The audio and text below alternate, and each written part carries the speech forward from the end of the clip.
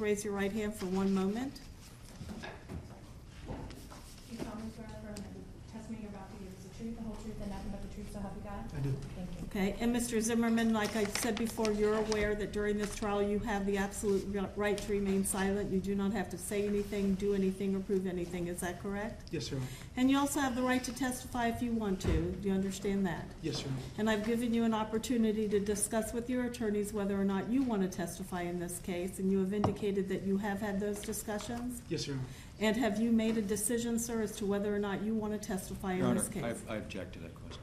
Okay, overruled. Have you made a decision as to whether or not you want to testify in the case? I object to that question. I think that's Mr. Overruled. The court is entitled to inquire of Mr. Zimmerman's determination as to whether or not he wants to testify. Mr. Zimmerman, have you made a decision as to whether or not you want to testify in this case? Not at this time, Your Honor. Okay, and when is it that how long do you think you need before you make that decision?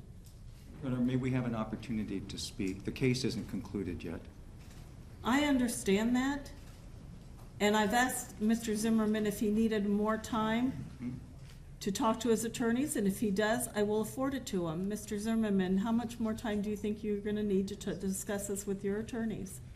I assume it would depend on how long the recesses are, Your Honor. At the end of the day, Okay, well, if your attorneys have finished with 2 witnesses before the end of the day, do you think that you would then know whether or not you want to testify?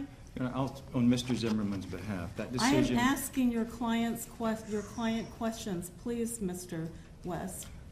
I object to the court inquiring of Mr. Zimmerman as to his decision about whether or not to testify. Your objection is overruled. Mr. Zimmerman, I will give you more time, sir, to discuss this with your attorneys. Thank you very much. Approach on an unrelated matter from Yes, you may.